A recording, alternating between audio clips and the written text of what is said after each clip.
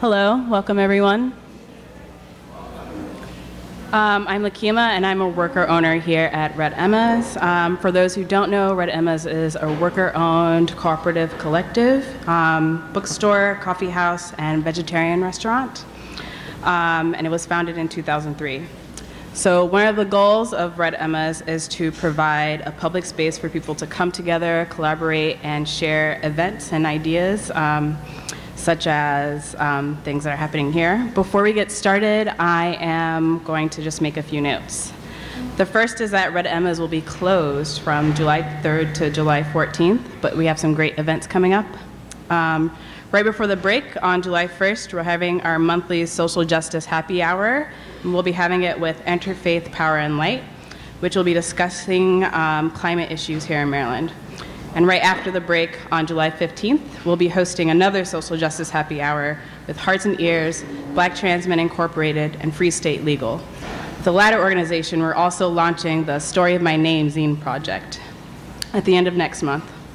All these organizations do really important and essential work uplifting trans communities here in the city, and in light of recent events, it'd be great to see a lot of people come out to these. So tonight's event is about police brutality and murder here in Baltimore. While the murder of Freddie Gray catapulted Baltimore into international news, there have been other cases of police brutality and murder here that have garnered less attention from the outside public, such as Tyrone West. Tonight we have Dr. Carsonia Wise Whitehead, an author of Letters to My Black Sons and Notes from a Colored Girl, and professor at Loyola University. Dr. Whitehead's presentation will be in dialogue with the narrative presented by the indomitable Tawanda Jones and other members of Tyrone West's family, who have, for nearly 2 years, been petitioning and protesting Baltimore politicians for justice in the wake of their family members' murder at the hands of Baltimore City and Morgan State police officers. Please join me in welcoming these brothers and sisters fighting for justice.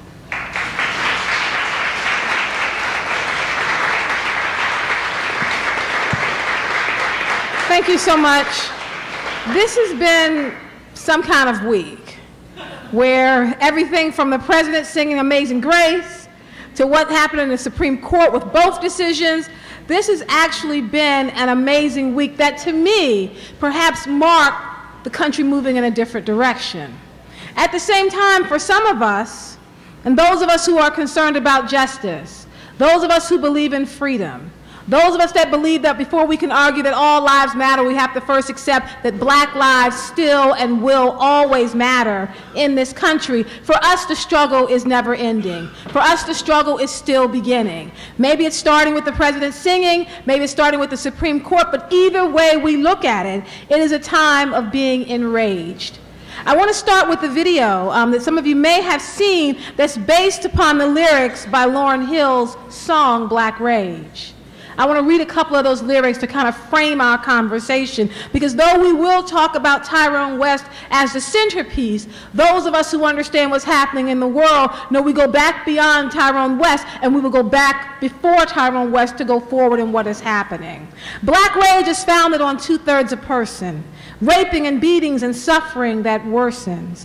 Black human packages tied up in strings. Black rage can come from all these kinds of things. Black rage is founded on blatant denial, sweet economics and subsistent survival, deafening silence and social control. Black rage is found in all forms in the soul.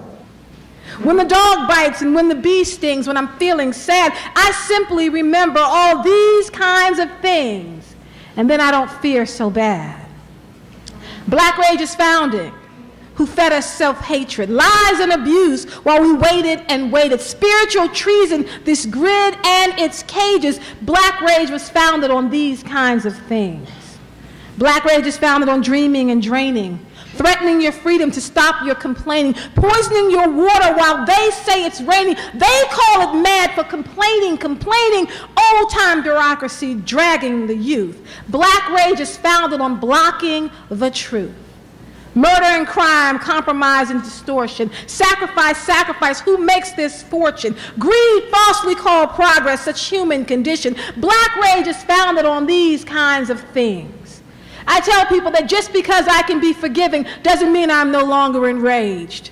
Just because I can be hopeful doesn't mean I'm also not disgusted. Just because I can walk and chew gum at the same time doesn't mean I can't look at a flag and understand it has to come down so freedom can happen in the hearts and minds and souls of people. We can be both things at the same time. It's a complicated world with complicated people. That's not much more I can say. Let's take a look at it and then we'll talk more after that.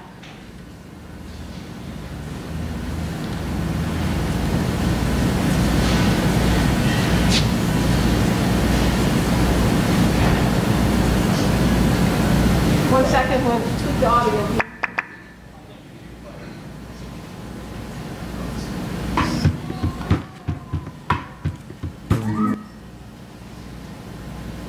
Black race founded on 2/3 a person, rapings and beatings and suffering that worsens. Black human packages tied up in strings. Black rage can come from all these kinds of things. Black rage is founded on blatant denial, squeezed economics, subsistence survival, deafening silence and social control. Black rage is founded on wounds in the soul.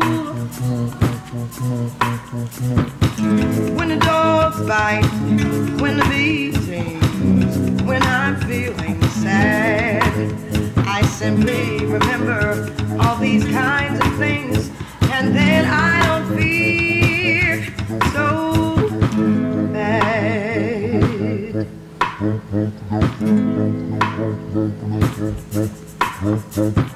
Black rage is founded, who fed us self-hatred, lies and abuse, while we waited and waited. Spiritual trees in this grid and its cages. Black rage is founded on these kinds of things. Black rage is founded on training and training, threatening your freedom to stop you complaining, poisoning your water while they say it's raining. You're mad for complaining, complaining. Old-time bureaucracy drugging the youth.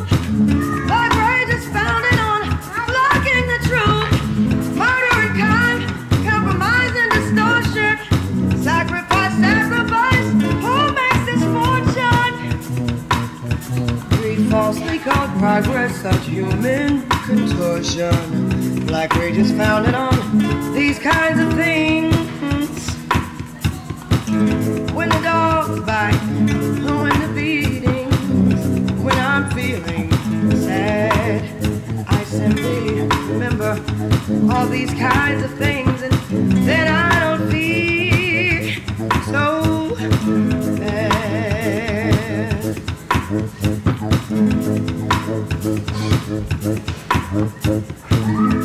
Free and surprise, is it myth or illusion? Forcing you back into purpose confusion, like human trafficking or blood transfusion. Black rage is founded on these kinds of things. Victims of violence, both psyche and body. Life out of context is living ungodly. Politics, politics, greed falsely called wealth. Black rage is founded on denial of self. The dogs fight, knowing the beatings, when I'm feeling sad, I simply remember all these kinds of things, and then I don't feel so bad.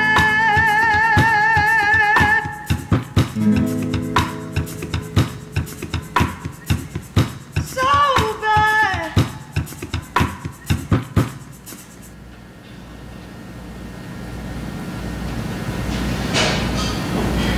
I often tell my students that in 10 years when they look back, they should ask themselves, where were they when the uprising took place? Did they stand with the West family? Did they fight for justice? Did they allow all these things to happen and to not have a voice? Tonight is not just about listening to the story of Tyrone West and West Wednesdays. It's also about moving you towards action. There are some tablets that are going around, if they can hold them up wherever they are. They're going to be going around. They're asking for two things. One is for your name and your email address, if you want to just get the newsletter. They're going to explain it later, but that's going to go around after they talk. Once the West family gives their story, we're going to open it up for Q&A. And then we'd like to ask you to get involved in the conversation. I'll come back then. I'd like to introduce to some and present to others the West family.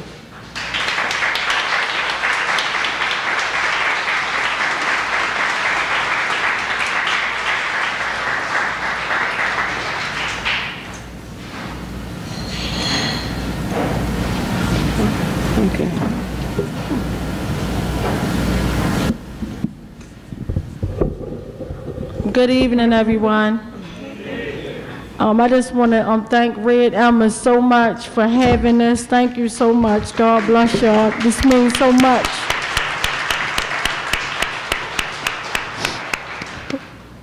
This means so much to my family. And I just want to start off opening, just giving y'all just a little bit of a taste of our life, just our daily life. And ever since my brother Tyrone West was brutally murdered, July the 18th, 2013, it's been one struggle after the next. And even coming here, just leaving work, I just had to rush my daughter to the emergency room. And I had to leave her, because you know this fight is so serious. I told her I'll be back. So I want y'all to keep my family in prayer. But I wasn't going to miss this. And it just seemed like as we get closer and closer to getting our stories out, it just seemed like the devil is just so busy.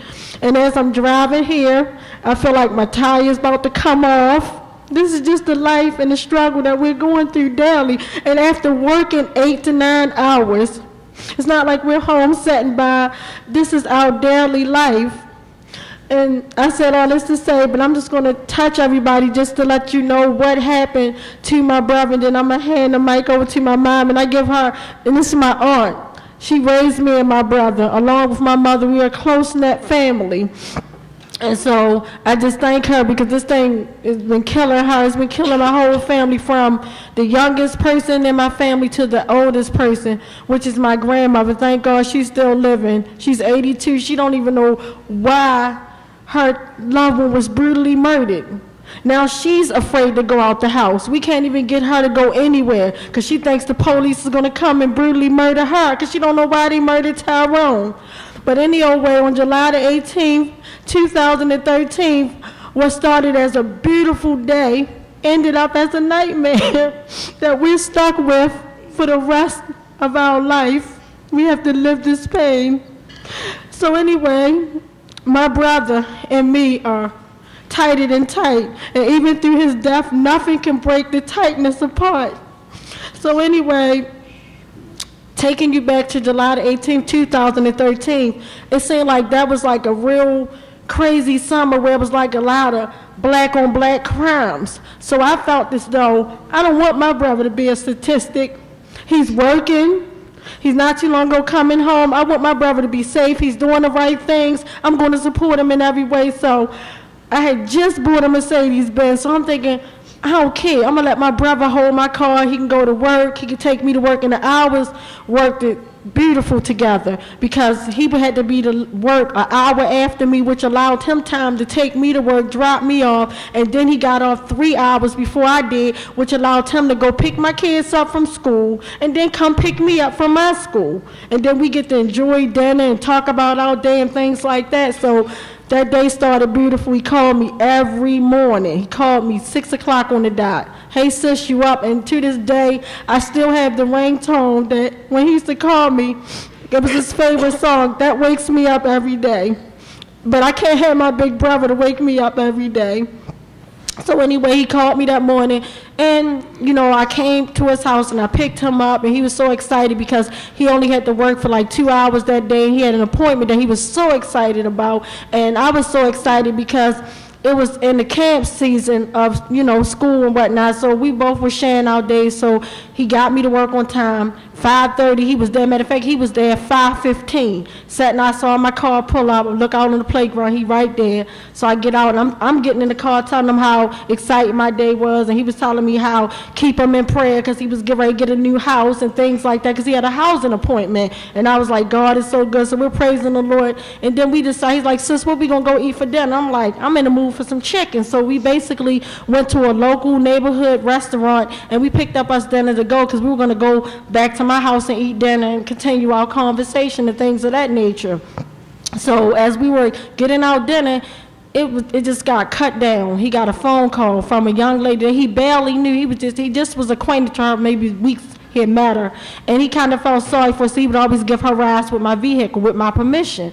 So she called him. She's stranded. So he's like, okay. He said he didn't believe in leaving any female stranded. That's how he met her when she was standing on the bus stop. And he was like, you know, where you going, where I can ride. He wasn't charging her, but in the news it'll say he was hacking. He was no hack. He was doing a good deed for a woman. He didn't have his own vehicle to hack anyone. So long story short, this female that he barely knew called him, was like, could you come give me a ride? So he's like, well, let me ask my sister. So he asked me. I said, sure. So he sat there drowning water in my face. But ordered 2 waters. He didn't even like me drinking soda. Very healthy young man. Very healthy. You know, so long story short, as soon as my brother left, my brother was brutally murdered. No one never reached out to my family. No one called me. He had my car registration, my ID badge hanging up in the car. No one never called me. So instantly, 7 o'clock, I'm laying there. I'm feeling kind of good. I'm laying under the air, you know, watching a little bit of TV. Just got finished eating my dinner. Just, you know, just enjoying my life, waiting on my brother so we could finish talking, because he said something interesting. He said that, because mind you, George Zimmerman verdict came out that weekend. George Zimmerman was let free. And we both were disgusted by that. But my brother, last conversation, me not knowing, he told me, sis, there's a George Zimmerman on every corner.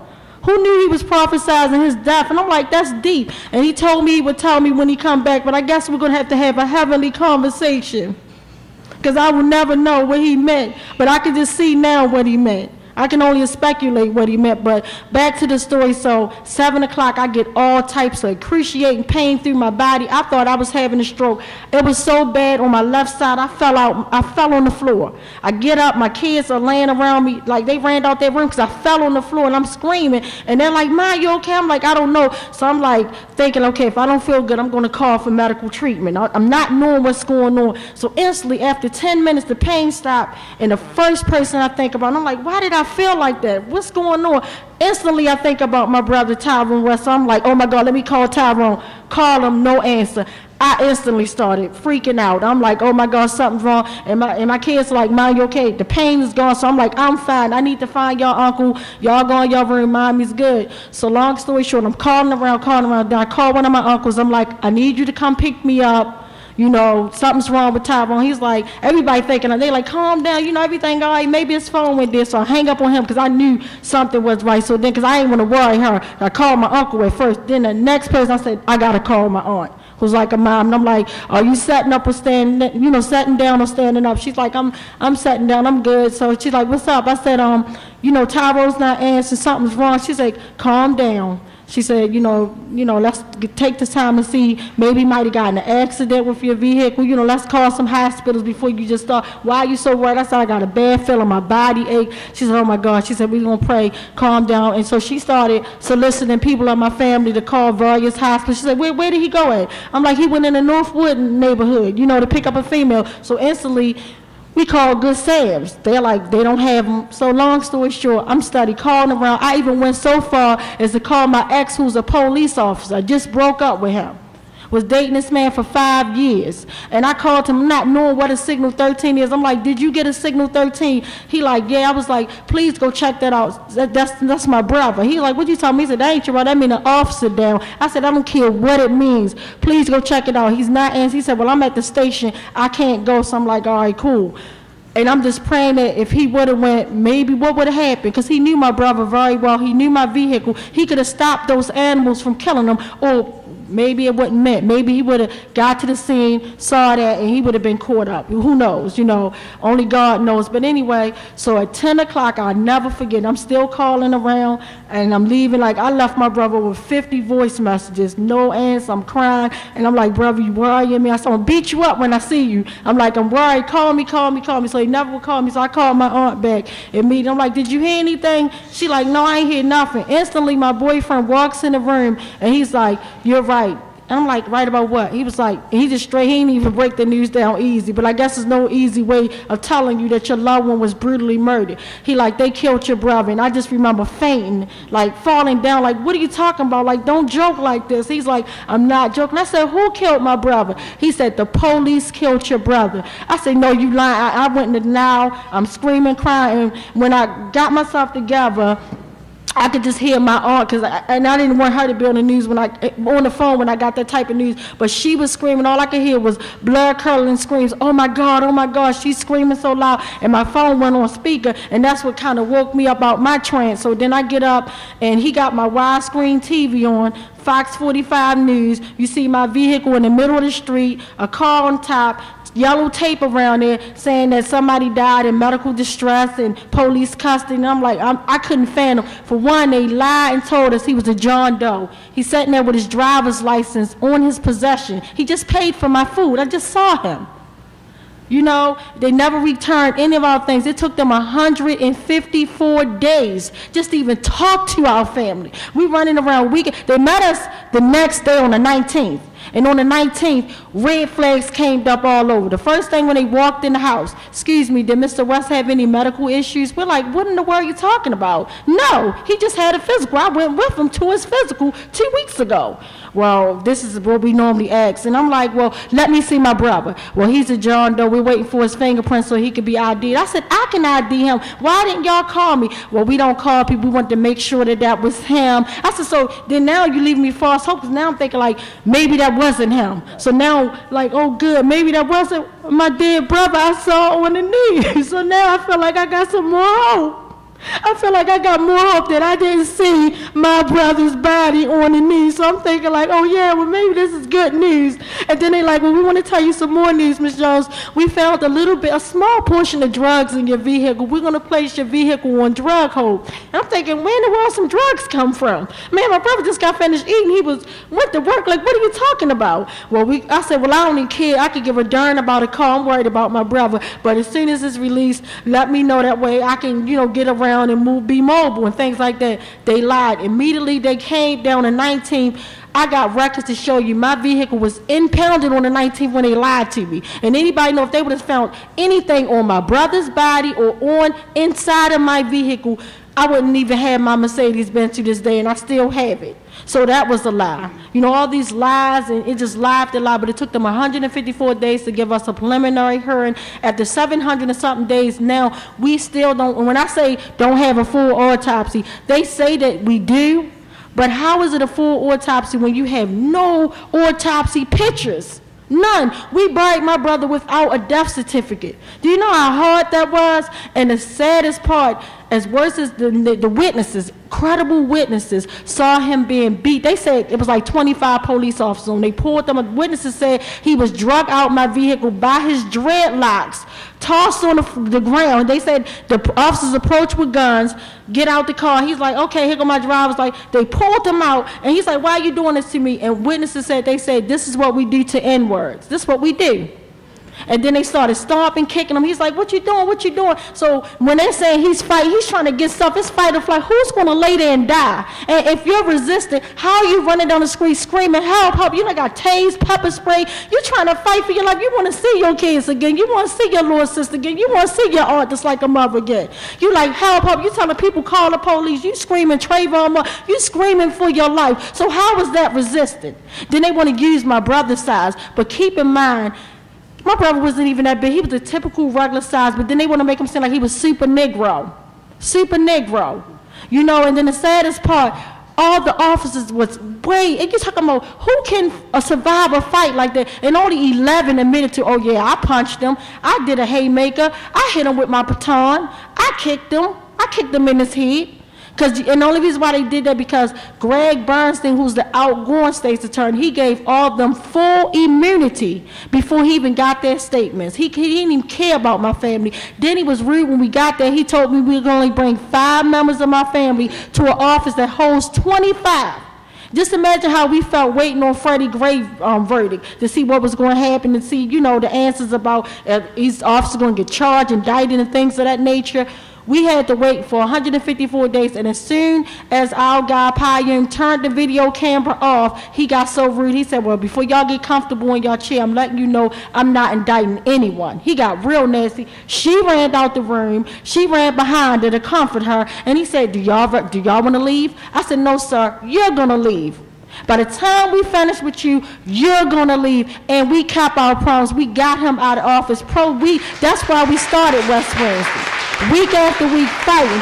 But the saddest part, and if we was not doing West Wednesday, we done connected to other victims. We met a victim, Abdul Salam, who was beat down 17 days prior by these same 2 serial violent repeat offenders, right in the same exact neighborhood 2 blocks over.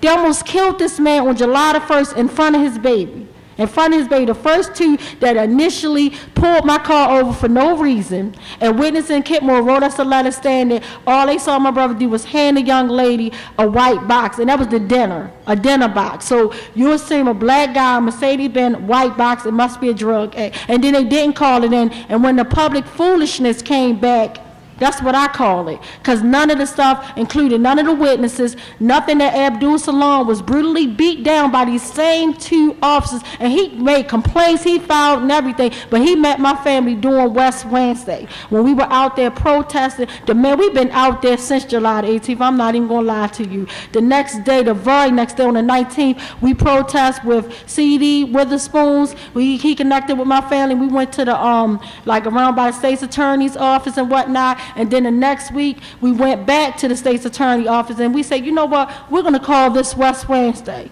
You know, this happened on a Thursday. Tyrone West, in the middle of the week, we need to let everybody know. And so for 100 weeks, we've been doing this peacefully, demanding answers. We do this because we didn't want what happened to Freddie Gray. We've been setting up in the mayor's face week after week at every night, and it's not including the town hall meetings where they're coming out to the different parts of the community, West Baltimore, East Baltimore, North. We're there at every meeting in the front row, in their face, telling what happened to Tyrone West. Not only were we in our city, we done left our city to stand in solidarity with Eric Gardner's family, Chantel Davis' family, Michael Brown family, things of that nature. And while I was up in New York with Eric Gardner's family fighting for justice, when the 2 police officers was brutally murdered, my cousin and my mother calling me crying, you okay? Some officer, I'm like, I'm fine. They was, and then the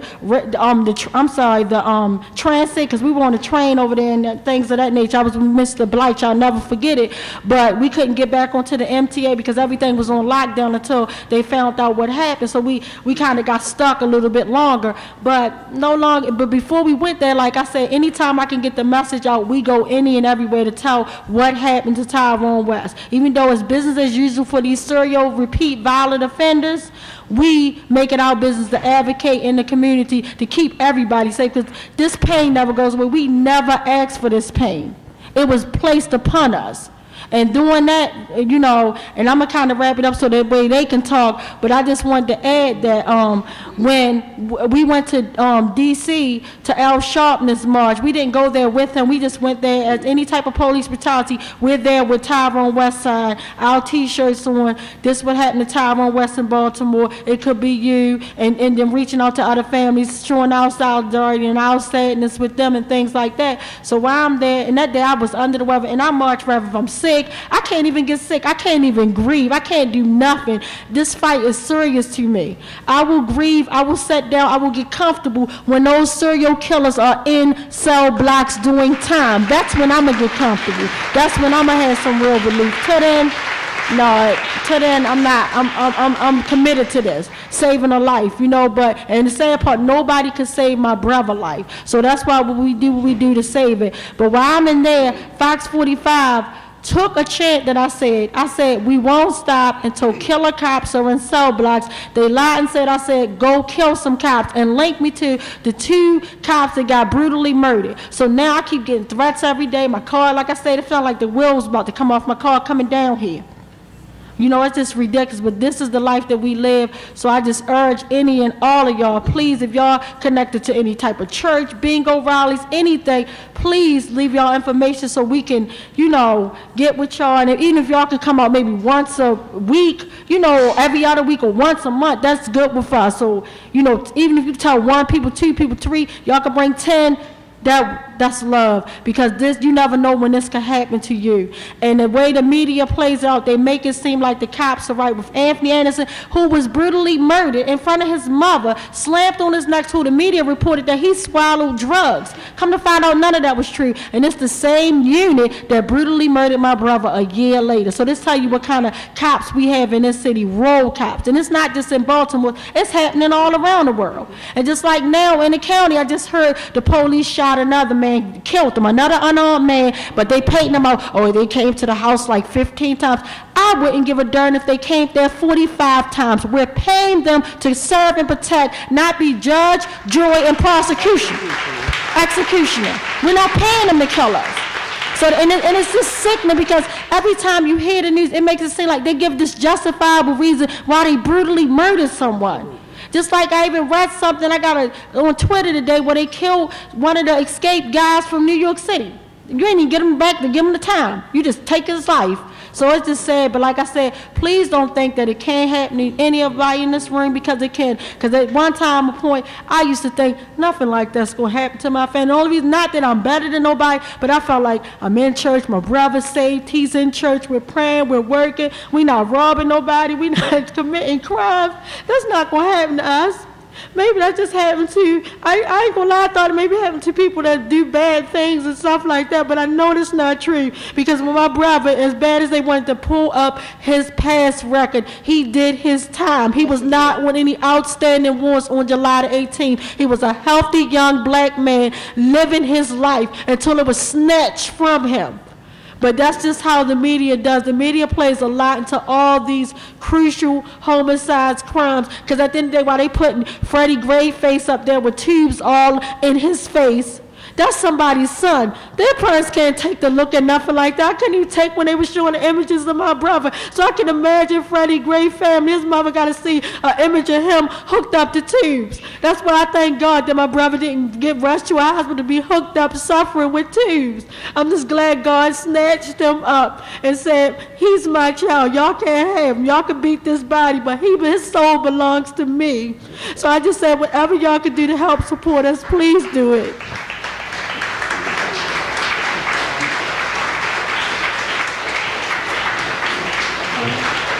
Can I jump in? So, part of the reason for organizing this event tonight was to try and get commitments for turning out. It's actually,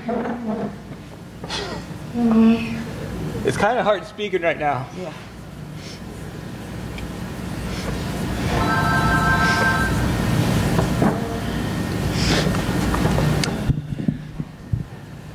But I brought these two, whatever these things are called. I'm going to pass these around. If you want to be on a mailing list just with announcements, put your name and email. But the point of this, Tawanda already said this, but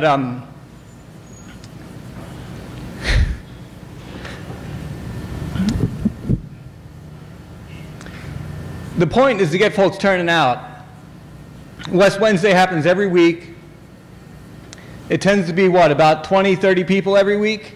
And there's no reason for this. We've seen 10,000 people out on the streets turning out on a moment's notice around the Freddie Gray stuff. So we want to build back to that and build back to it more intentionally. So if you're part of a bingo group, or you're part of a dance crew, or you're part of a revolutionary party, whatever it is, or if you've got 5 friends, we want to get folks that are committing to turning out for one Wednesday every month. So put your number down if you're able to organize folks to come out. Email, name an email if you want just announcements. name, email, and phone number if you want announcements and you want to get a call from us saying how many folks can you turn out, which Wednesday, if you want the first Wednesday or third Wednesday or fourth Wednesday or whatever of the month. And we'll follow up with you. We'll work with you to put together a plan for how you're going to turn people out. We'll let you know when and where to be. We'll do whatever it takes to build this back up. So I'll start these up here and then work back. If you haven't seen them before you leave, please find me or find these and put your name and information down, and we'll build this back up together. So I'm sorry for interrupting. And I just want to add and say that we had way more support, especially after, like, it seemed like the city come out like when big national news come out. And the sad part, they wouldn't put my brother. I'm sorry. Okay. They wouldn't put my brother on the news and how he was brutally murdered, but they would put his sister, his little sister, on the news and say, I said kill some officers. And that killed a lot of our whole campaign. A peaceful protest, nothing, downtown never got tore up, nobody never got hurt, peacefully protesting. And even when officers say, y'all gotta leave, we will leave. We'll just wrap it up because it's not worth it. You know, we got our message across that we're not going nowhere. We're here to stay until these killers get arrested. You know, and not just in my brother case, because it could be anybody. And when we're there, we're not just yelling about Tyrone West, because this is not just a Tyrone West issue. I know it's our loved one, and nobody never feel that kind of pain that we feel, but you got other mothers out there that feel that kind of pain for their son. And I feel connected to that pain, because I know how that pain feels. It never goes away. But I just want to add and say that we lost a lot of people, because I don't know if they think I said kill some cops, so I had no idea. I'm not going to say much. All I have to say is I'm a mother, first and foremost. And to be told that your son was beaten from one side of the street to the other until they finished him off by a credible witness, and to be told that he was down on the ground screaming for them to please stop beating him. But these animals, these vigilantes, they beat my child till he was no longer moving, no longer breathing, and no longer screaming. The problem that I have is, why do we have to beg to be treated equally? Why do we have to beg for justice? Our ancestors died so we could have these rights, and we're begging for the DOJ to man every time help us bring justice for Tyrone. They discarded my child like yesterday's trash, and this is so painful for me and my family. This is something that we'll never get past. We'll never, because the police did it. People that our tax dollars pay to serve and protect. What kind of animals will stand over a screaming man and beat him until they kill him? These are the questions that I have to ask and never got answers. Never. My heart is torn apart. I can't function because what they did to my child. I just pray to God this never happens to another person. Not this. This is something that will never, ever go away. And I just want to add, the medical examiner's office is far from off the hook. They're the ones that exonerate the police officers by their report of your loved one, saying making up stuff.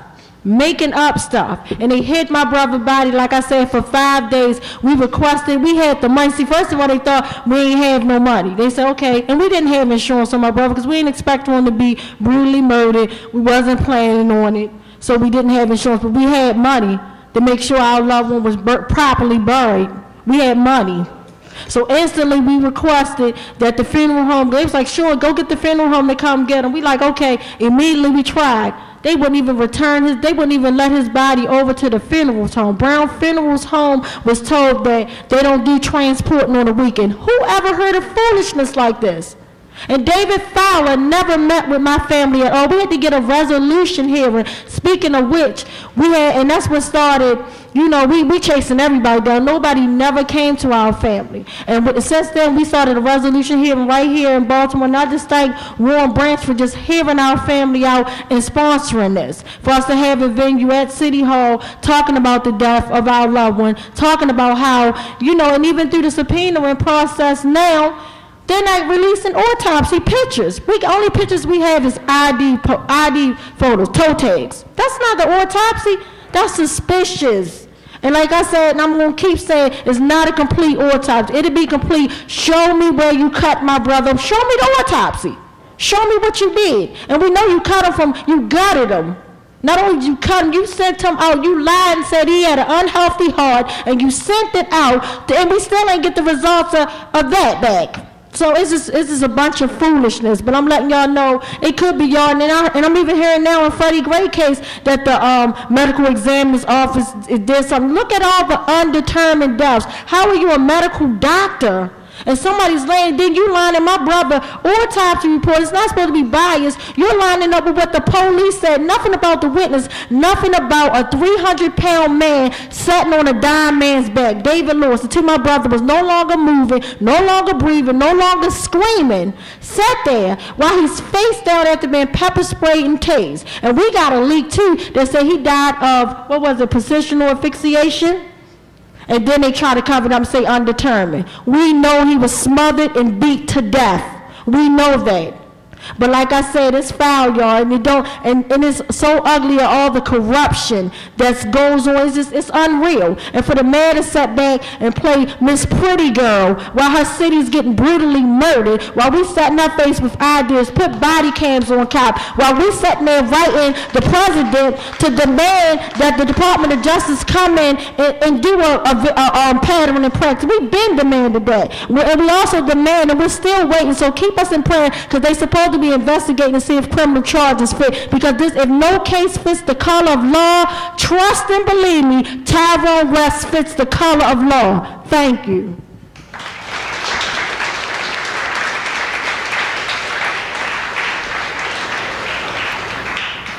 I was just watching the video, and it was just like crazy, you know, like black rage, like that really is my reality now. But it's what I want everyone to get from this is that it's not just my reality, it's yours too. You know, I think that's something that we do too much of. We say, oh, that's their problem, that's what they're going through. It'll never happen to me, you know what I mean? And I used to think like that, you know, 2 degrees, a house, good job. That'll never happen to me. That'll never happen to my family, right? It's not true. It's not true, because all they see is skin, and all they rank you by is class. And that's it.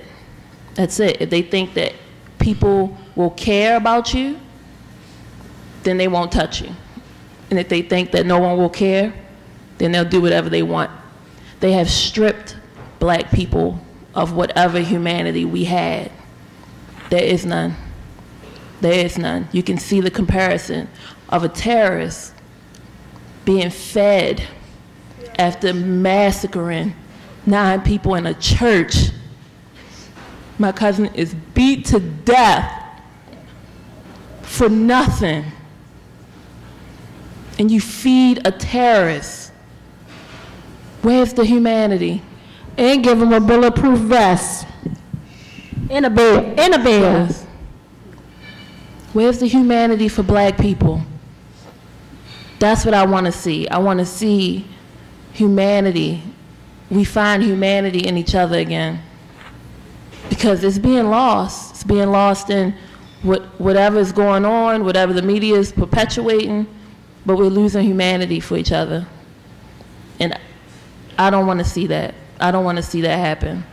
Despite whatever happens, I don't want to see that happen, because it's the humanity that keeps us together.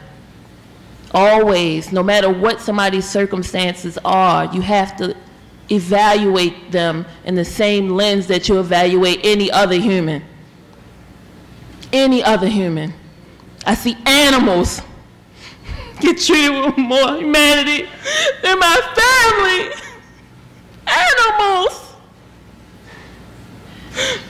The hypocrisy. How can I not have rage? How can I not be enraged? What do you expect from us? That's what I want to know. What do they expect from black people when animals are treated with more humanity than black bodies? It's disgusting. And you want me to accept it. You want me to just keep moving on, and you want me to pray about it. Because guess what? The God that I know, the Jesus that I know, he would have been out there in them streets, okay? He would have been out there.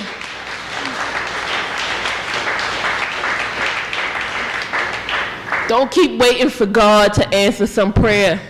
Because guess what? That same God, he waiting for you to be the answer to your own prayers. He's waiting on you. Us together, this right now, this is God. Unity, love, this is God. This. Nothing else. Don't be fooled. And don't let people deceive you and make you believe anything other than that. This is love. This is God. This is God's work. This is what he wants from us. That's all I have to say, y'all. And I just want to add, just thinking about when we was at Annapolis before Freddie Gray was brutally murdered, the disrespect we basically got treated like trash. Every police officer, every FOP police person showed up. They had elderly black women, white women that came down for the cause, Asian women standing up, could barely stand up. They was holding seats, taking 2 to 3 hours. And before it even made it, the week before, I almost spent the night in Annapolis. I'm like, I ain't going nowhere. I'm a tester. I ain't going nowhere. I had to hitch a ride back because I left my vehicle. We came up on Pastor Hebert's church bus, and that bus had to leave no later than 7. It was supposed to left at 4, but it extended its hand to 7. I said, I'll spend the night. It's all good. I will walk back to Baltimore. I don't care. And when I got there, at the end, 10:30, I'm testifying. And they even put an animal in front of me, animal rights. And I'm hearing them talking about animal rights before they even got to human rights. We had to sit there and listen. And don't get me wrong, no animal, I don't believe in animal cruelty. Because I love animals.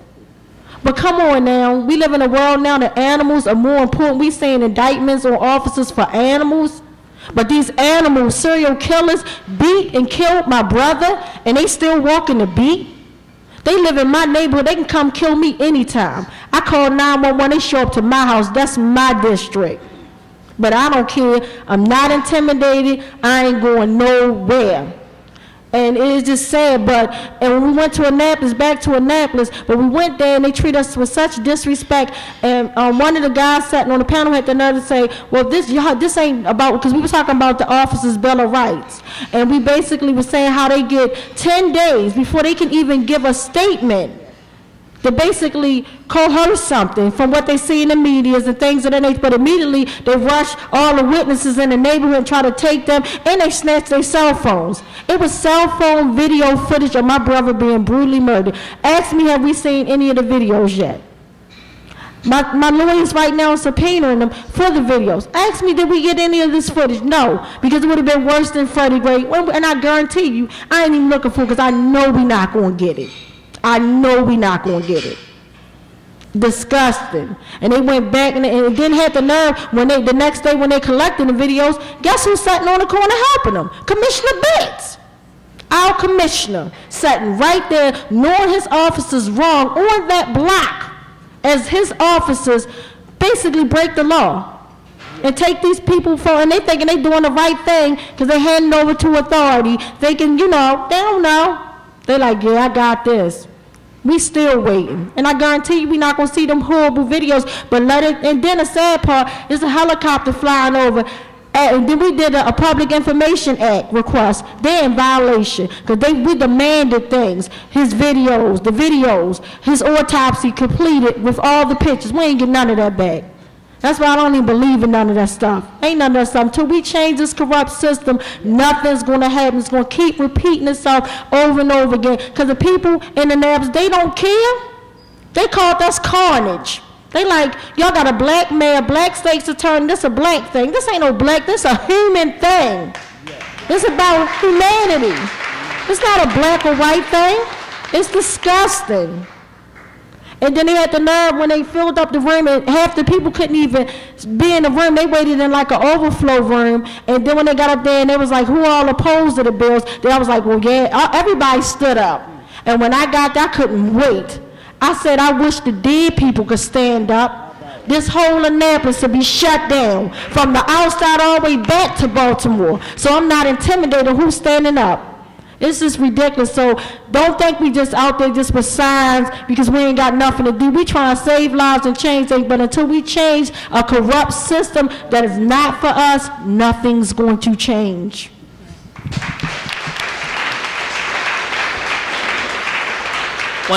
One last thing. I would ask everybody when we go to Annapolis this session to please, you come, you bring a carload of friends.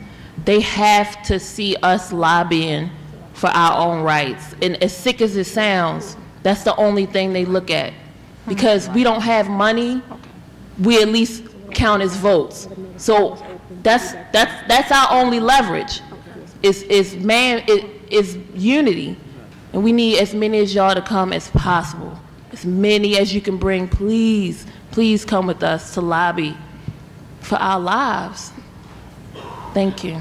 And I just want to let y'all know on July the 18th, as heartbreaking, and I don't want my mom to come there because it's just horrible. We're gonna go back there. I feel like they like what they want to go different places, and I respect this woman. She raised me. But I just feel compelled to go back to that neighborhood where those beautiful people of Kentmore who tried to save my brother's life, who was told, this can happen to you, get the F back, we'll beat you down. They was talking to witnesses, old women, children like that. I'm not making this stuff. You can't make this stuff up.